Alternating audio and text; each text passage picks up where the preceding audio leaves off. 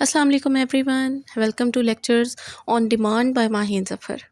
ये चैनल बनाने का मकसद उन स्टूडेंट्स को फैसिलिटेट करना है जिनको बहुत ज़्यादा प्रॉब्लम्स फेस करनी पड़ती हैं साइंस सब्जेक्ट्स में। स्पेशली जब आप फोर्थ फिफ्थ से स्टार्ट करते हैं, स्पेशली जब आप सिक्स सेवन्थ में जाते हैं, तो स्टूडेंट्स को बहुत ज़्यादा प्रॉब्लम्स फेस करने को मिलती हैं। मेरे स्टूडेंट्स मुझसे पूछ रहे होते हैं कि मैम इस टॉपिक के बारे में थोड़ा सा गाइडलाइन दे दें, इस टॉपिक की कुछ रिकॉर्डिंग सेंड कर दें, थोड़ा सा एक्सप्लेन कर दें। तो मैंने सोचा क्यों ना कोई ऐसा चैनल बनाया जाए जिसके थ्रू सब स्टूडेंट्स को फैसिलिटेट किया जा सके। तो जब हम अपने इर्द-गिर्द देखते हैं, हमें बहुत सी चीज़ें नज़र आ रही होती हैं, दुनिया में बहुत कुछ हो रहा होता है। हम सोचते हैं कि ये वर्ल्ड ओरिजिनेट किधर से हुआ था? ये दुनिया कैसे बनी थी? जो कहा जाता है कि एक्सप्लोजन्स हुए थे, बिग बैंग थ्योरी क्या थी? उसके बाद गैलेक्सीज़ को लेके बहुत से बच्चे कन्फ्यूज़ हो जाते हैं कि ये गैलेक्सीज़ कितनी थी? गैलेक्सीज़ किधर से ओरिजिनेट हो गई? और फिर सबसे बढ़ के ये मिल्की वे गैलेक्सी जो है वो किस तरह से ओरिजिनेट हुई?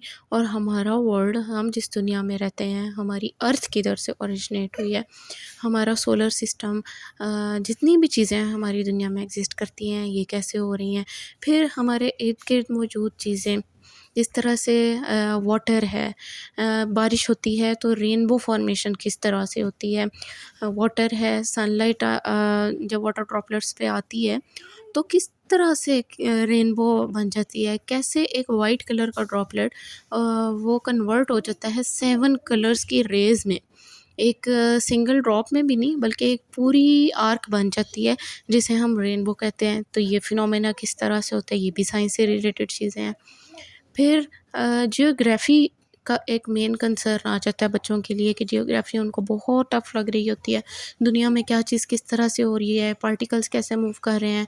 ये अर्थ में ये जो पीसीज़ हैं, एक जिगसॉ पज़ल की तरह पूरा मैप बना हुआ होता है, तो वो किस तरह से बना और कैसे ये दुनिया जो है वो बनी। अर्थ में ये सारी चीज़ें किस तरह आई, कॉन्टिनेंट्स किस तरह से उनकी फ़ॉर्मेशन हुई।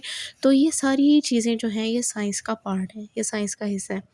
बेसिकली साइंस के जो ब्रांचेस हैं, मेन ब्रांचेस जो आप मैट्रिक से स्टार्ट करते हैं पढ़ना, बल्कि प्री 9 से ही स्टार्ट हो जाती हैं। केमिस्ट्री, फिज़िक्स, जियोग्राफ़ी, जो आप 6 7th में जब बच्चे पढ़ते हैं तो उनको बहुत ज़्यादा डिफ़िकल्ट लगती है जियोग्राफ़ी।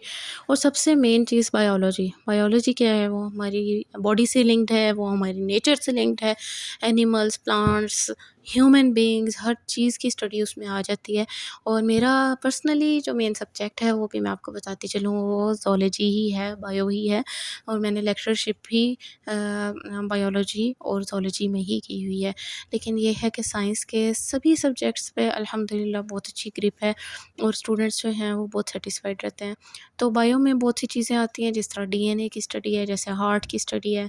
फिर केमिस्ट्री है, केमिस्ट्री में केमिकल रिएक्शंस आ जाते हैं, जिनकी स्टूडेंट्स को समझ नहीं आ रही होती है कि ये केमिकल्स किधर से आ गए, ये कैसे रिएक्ट कर गए, एक चीज़ एग्ज़िस्ट ही नहीं कर रही है, नज़र ही नहीं आ रही है, तो वो हम कैसे कह दें कि ये एग्ज़िस्ट कर सकती है और ये रिएक्ट कर सकती है। तो ये चीज़ें भी हम स्टडी करेंगे। फिर फ़िज़िक्स है, फ़िज़िक्स में तो बहुत सारे इंटरेस्टिंग टॉपिक्स हैं। जियोग्राफ़ी इंतहाई इंटरेस्टिंग सब्जेक्ट है, सिर्फ़ हम लोगों ने खुद इसको बोरिंग कर दिया है। तो आप लोगों को कोई भी टॉपिक जो आपको नहीं समझ आता, वो आपने कोशिश करनी है कि आप कमेंट सेक्शन में लिखें ताकि मैं आपको बता सकूं। लाइक, शेयर और सब्सक्राइब कर दें मेरे चैनल को। And thanks for watching. आपने ये चैनल देखना है, इसमें कमेंट करना है। इस दुआ के साथ कि अल्लाह ताला आप सबको अपने घरों में आबाद रखे, खुश रखे, इस व्लॉग का इख्तिताम करते हैं। Stay tuned. अल्लाह हाफ़िज़।